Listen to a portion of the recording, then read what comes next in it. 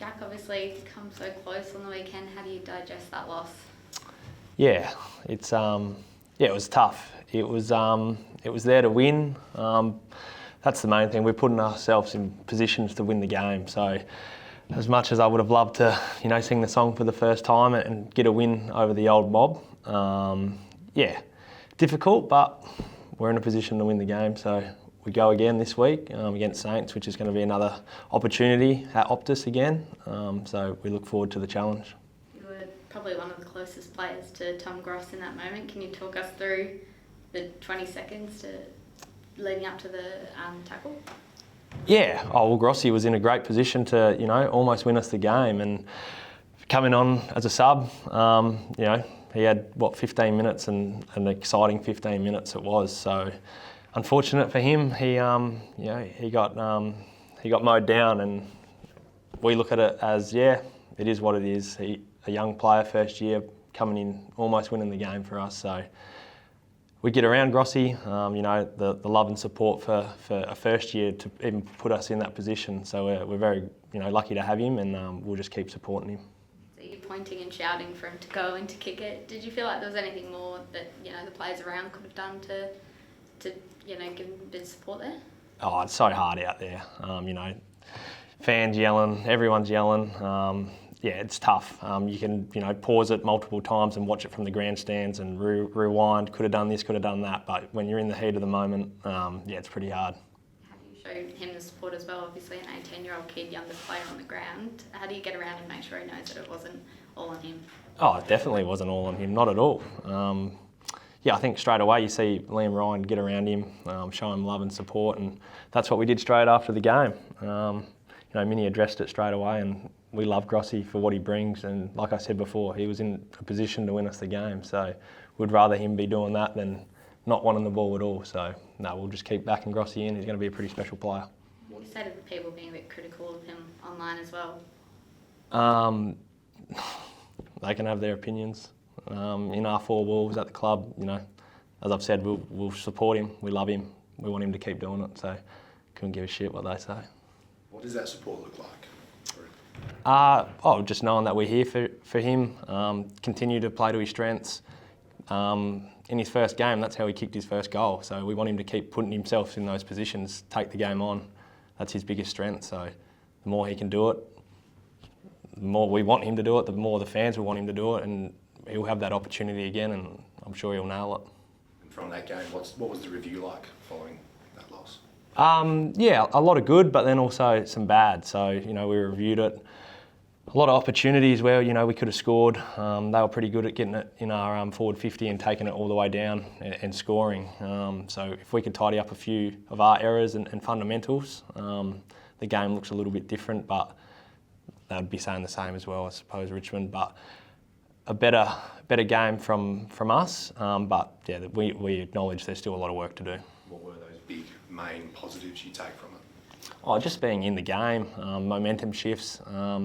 That's one at the moment. Is when teams get a few goals on the run, we can either go into our shells. But I think for us to go back and take the game on, play to our strengths, and play the brand that we want to. So disappointing with the result, but also a lot of learnings from it.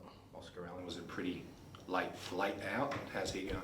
Yeah, I think he tried everything he could do to get up, but unfortunately just wasn't going to be 100%. So he didn't get the all clear, and I'm not too sure what this week looks like. How he pulls up, we'll see over the next couple of days at training. If he was to play, what would he bring to the squad this week against the Saints? Obviously we want Oscar to play. He's our captain. We love playing with Oscar and what he brings, forward or back. I'm not too sure. Obviously he's got to get up to play, but if he plays forward, just his aerial power, presence to kick goals, take big marks, and down back, I think the boys love playing with him, with his leadership. Again, flying for his marks and his contest work. If he doesn't play, would you see a sort of similar setup to the one you had against the Tigers? As team-wise? Yeah. You'd have to ask Minnie that. Yeah, I'm not too sure. The two rucks seem to, particularly late in the game as well, seem to work really well for you. Is that something you think you'll all kind of going forward? Yeah, I think so. Again, you'd have to ask Minnie.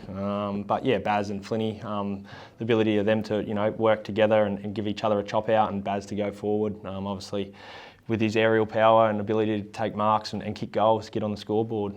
So I think that worked well. Again, I'm not too sure what the coaches will decide this week. He did touch on it in his interview with Seven last night, that the abuse that Harley copped over the boundary line. What do you make of it as his teammate, and do you hope there's a bit more support for him? I hope Harley knows, and I think he does know, that he's very well supported here at the club.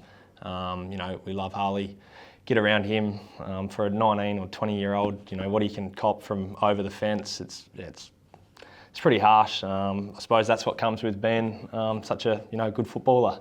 But throughout his whole career, he's going to cop criticism and whatever people say. People drinking beers and pies in the stand, they've probably never kicked a football, so they don't know how hard it is. So as long as Harley knows that he's loved at this club, and I think he does, we'll continue to support him, get around him, and do whatever we can to make sure he plays his best football. Do you think he's umpired differently, or is it just kind of the type of player that he is, the aggressive and contested player that he is, because he's obviously the competition in free kicks against? I hope he's not umpired differently, but again, he's always in the contest, he's always trying to win the ball for us, so I'd hope everyone's umpired fairly. How do you support it? A guy like that, he's obviously had more media coverage than probably anyone previously, and he is 20 years old, and he's still getting all this attention for things on and off the field as well. But how do you make sure that he's supported? Well, like I said, as long as he knows that, and like I said, I think he does know that he's loved and supported at this club. He comes into work, he can be himself, he can talk about whatever he wants, because we're his mates. That's the main thing. Whatever people say outside of it, I'm sure you're going to listen to a little bit as a 19, 20-year-old kid does, but just don't buy into it. What we say and what the coaches and his friends, that's the stuff that matters. Do you like that? The way that he kind of responds to it in a cheeky and kind of bashful way, the way he posts on Instagram and things like that. Do you like that side of his personality and what he brings to the group? Yes and no. I think this is the younger generation now, that this is what they do. It's all got to do with social media and little ways of getting back at people or whatever it might be, just their way of replying to criticism or even a positive, someone saying positive about them. So yeah, it's up to them, but I think times are changing, so I've got to try keep up with it, probably. And another one, obviously McGovern missed last week with the concussion. We saw him out on the track today. How's he tracking? Yeah, he's tracking well.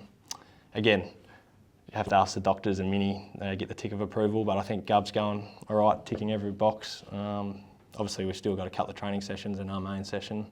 He'll have to get through that to play, but hopefully he's playing. He's a pretty important player, and I like when he's out in the field. And it's early in the week, but what do you expect from the Saints? Yeah, we haven't reviewed the Saints yet, but they're tracking well. They're a good clearance, I think, team, and their mids. They got good players everywhere, really. So another challenge for us. Yeah, obviously disappointing result on the weekend, but I think we're slowly moving in the right direction, even though we haven't had that win.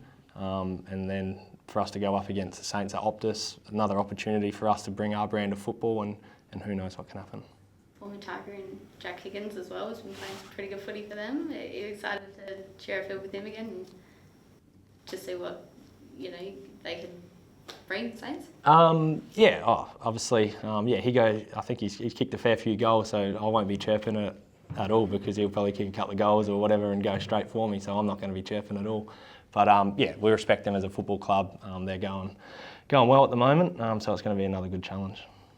There's news around Jess Hosking that's come out today. Don't expect you to comment it directly, but do you think something that pops up like that this early in pre-season for the AFLW could sort of throw them off track or anything? I don't know what's happened with Jess.